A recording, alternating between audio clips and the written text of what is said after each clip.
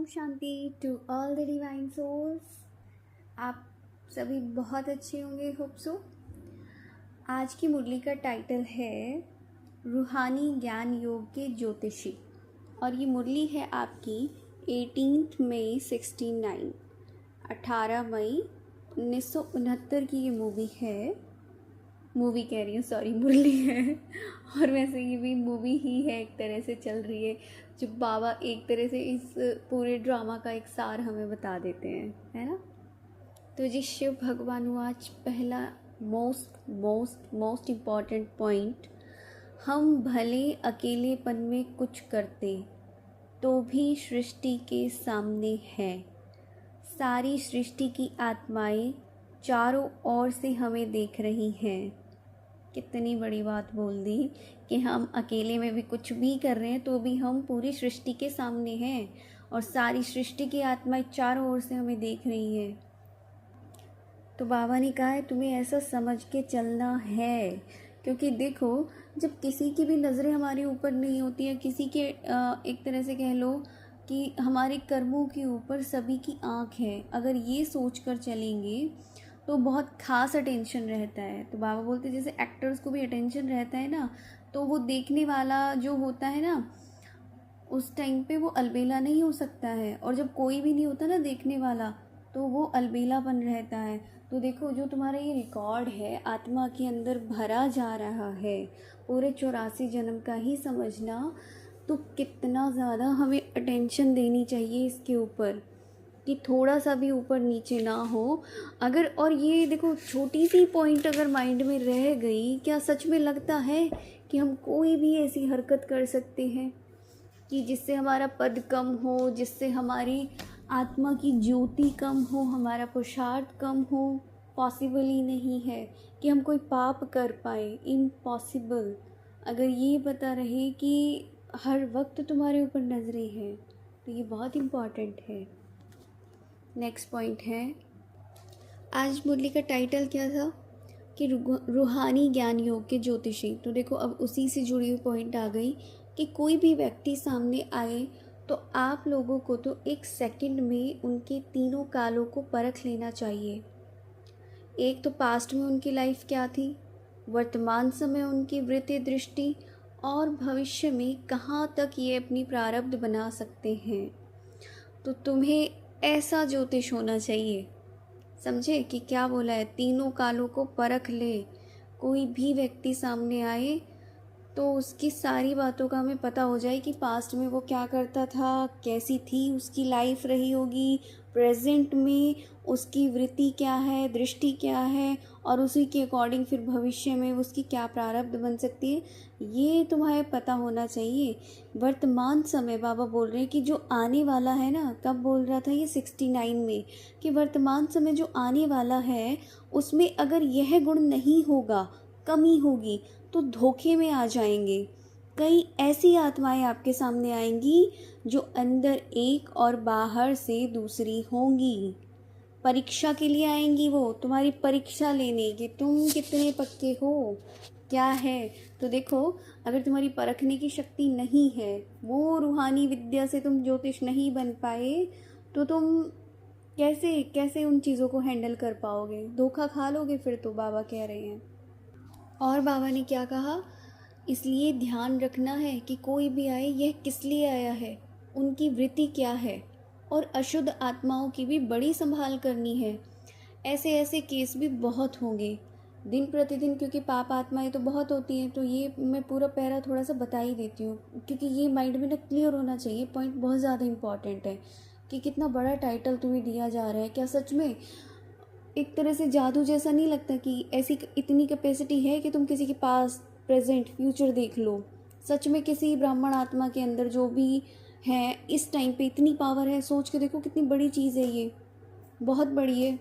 शायद कि बहुत जो एकदम महारथी हैं या जो भी हैं पुरुषार्थ में एकदम पक्के, हम समझ लो कि किस लेवल के पुरुषार्थी होंगे वो।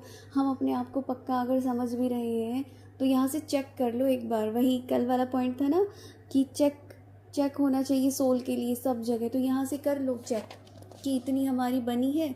तो बाबा ने क्या कहा सुनो, तो बाबा कहते हैं ऐसे ऐसे केस भी बहुत होंगे।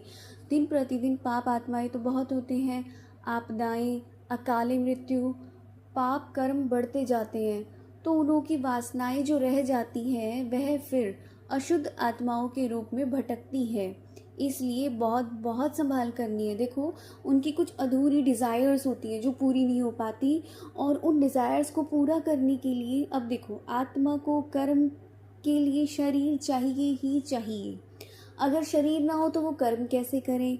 और ये जो आत्माएं होती है, पाप आत्माएं या जो ये बुरी आत्माएं जिनको कहते हैं अशुद्ध आत्माएं, इनको भी देह की आवश्यकता होती है। सोचो, अगर ये इतनी पावरफुल होती कि बिना देह के ये कुछ कर सकती है, तो क्या ये कर नहीं लेती? इनको दूसरे के शरीर में घुसने की क्या आवश्यकता पड़ती?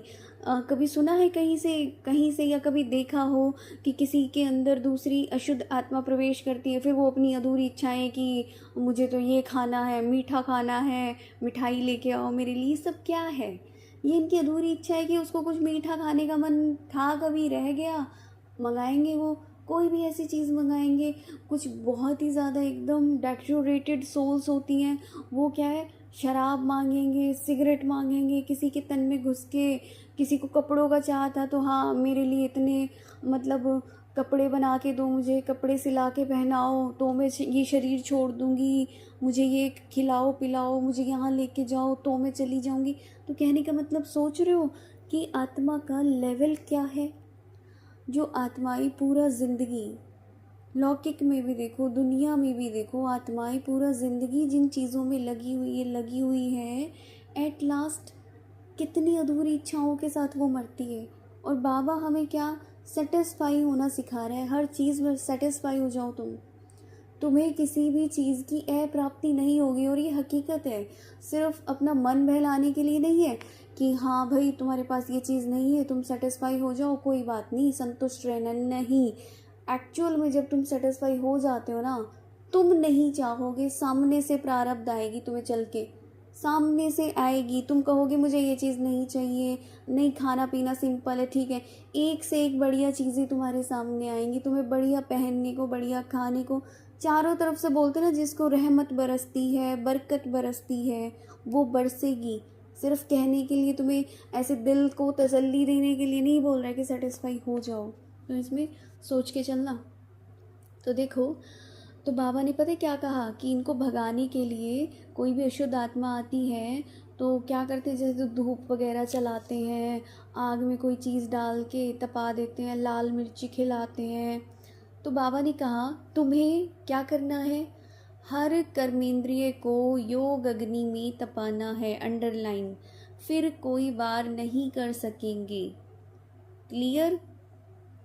फिर एक इम्पॉर्टेंट पॉइंट, वह अशुद्ध आत्माएं भी बड़ी पावरफुल होती हैं, वो माया की पावर भी कम नहीं है, तो बहुत ध्यान रखना।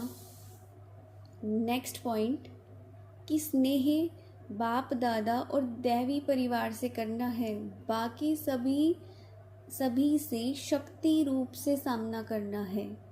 तो बाबा ने कहा है कि देखो, ये सारी चीज़ें होंगी तो तुम्हें ना एक बैलेंस करना आना चाहिए कि किससे स्नेह रखना है, किससे नहीं रखना है, कब रखना है। तो ये बाबा के ही वर्ड है कि जब ऐसी आत्माएं आती हैं, कुछ भी ऐसा होता है, तो उस समय स्नेह नहीं रखना है तुम्हें कि तुम स्नेह दिखाओगे उससे, उस समय तो तुम्हें शक्ति रूप की आवश्यकता है। तो फिर बाबा ने यहाँ पे भी बताया कि देखो, अगर कोई ऐसा आया और उनको ज़्यादा स्नेह दिखाया तो कहीं भी नुकसान हो सकता है। तो बाबा कहते हैं कि स्नेह किससे रखना है, बाप दादा और दैवी परिवार से, और जो बाकी जितने भी है ना, उनका शक्ति रूप से सामना करना है। तो बच्चे कई बार क्या करते हैं, जहाँ तुम्हें स्नेह दिखाना है वहाँ तुम सामना करने लगते हो, और जहाँ तुम्हें सामना करना चाहिए वहाँ तुम स्नेह दिखा रहे हो। तो ये वाली बात तुम्हें क्लियर रखनी है। ठीक है जी, आज के लिए इतना ही। Thank you so much. ओम शांति। फिर मिलते हैं कल। Wish you very very happy Diwali to all of you. छोटी दिवाली है आज वैसे। Thank you so much.